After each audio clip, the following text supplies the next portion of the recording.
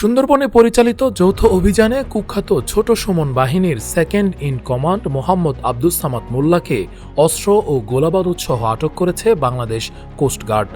মঙ্গলবার সকালে কোস্টগার্ডের মিডিয়া কর্মকর্তা লেফটেন্যান্ট কমান্ডার সাব্বির আলম সুজন এ তথ্য নিশ্চিত করেন।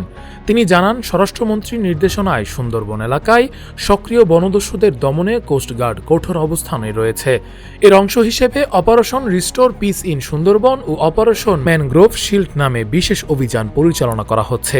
জীবন অবাক না করলে কে করবে? 28% মিল্ক ফ্যাটের অবাক করার সাথে ফ্রেশ মিল্ক পাউডার। জীবন অবাক করুক প্রতিদিন।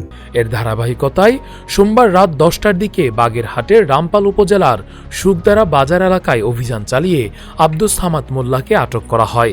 তিনি পরিবারের সঙ্গে দেখা করতে এলাকায় এসেছিলেন বলে জানা গেছে।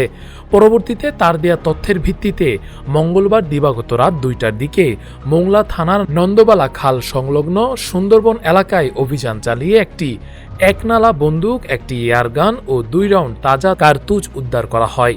কোস্টগার্ড জানায়, আটক আব্দুস সামাদ মোল্লা দীর্ঘদিন ধরে ছোট সুমন বাহিনীর সেকেন্ড ইন কমান্ড হিসেবে বিভিন্ন ডাকাতি কার্যক্রমের সাথে জড়িত ছিলেন।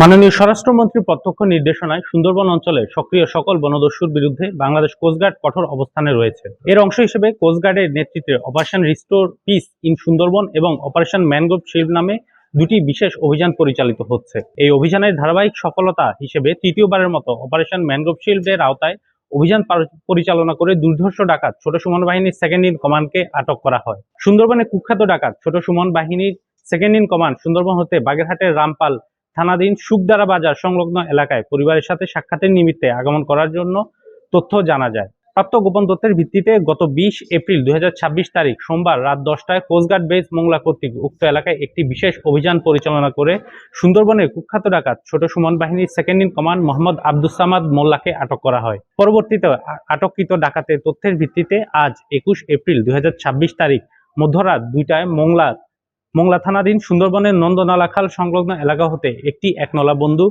একটি এয়ারগান ও 2টি তাজা কার্তুজ উদ্ধার করা হয়। আটককৃত ডাকাত মোহাম্মদ আব্দুস সামাদ মোল্লা বাগেরহাট জেলার রামপাল থানার বাসিন্দা। সে দীর্ঘদিন যাবৎ ছোট সুমন বাহিনীর সেকেন্ড ইন কমান্ড হিসেবে ডাকাতি করে আসছিল। জব্দকৃত অস্ত্র, গোলাবারুদ ও আটককৃত ডাকাতের পরবর্তী আইনানুগ ব্যবস্থা গ্রহণের কার্যক্রম প্রক্রিয়াধীন রয়েছে।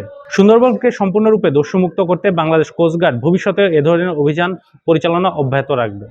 জীবন অবাক না করলে কে করবে? 28% মিল্ক ফ্যাটের অবাক করার সাথে ফ্রেশ মিল্ক পাউডার। জীবন অবাক করুক প্রতিদিন।